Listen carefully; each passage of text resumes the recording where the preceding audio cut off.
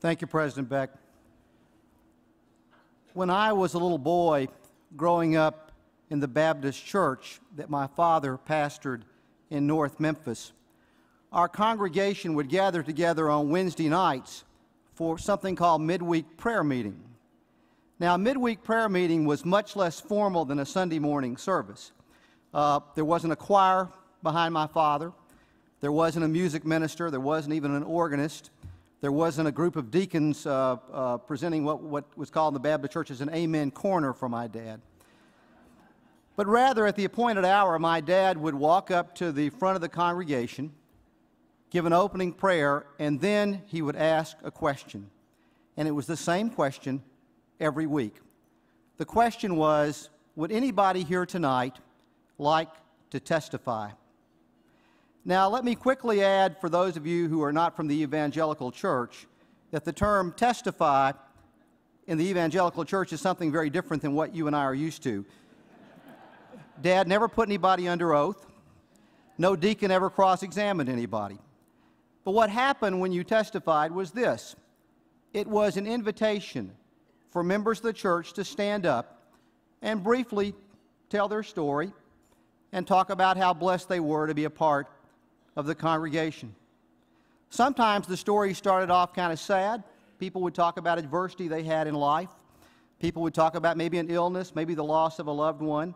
Sometimes the story started off happy because they would talk about getting a good job or having health restored.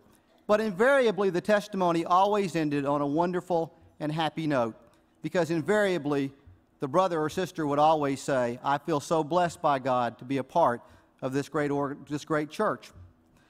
When David called me a few weeks ago and asked me if I would make the quote response tonight, I immediately said yes and thank you. And then after I hung up, I thought, oh my God, I'm a trial lawyer, so I'm not shy. I love to speak.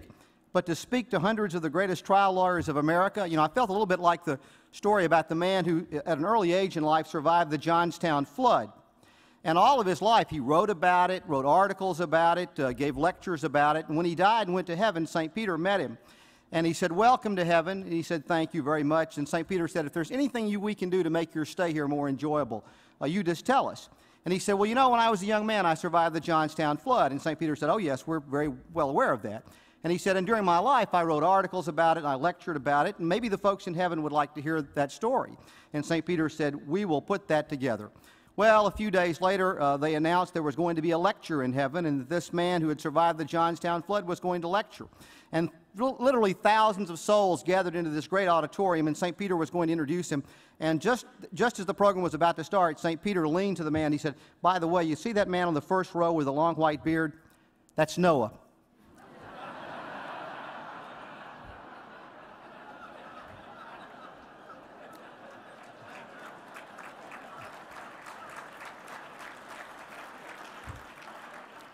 Well, that's the way I feel tonight.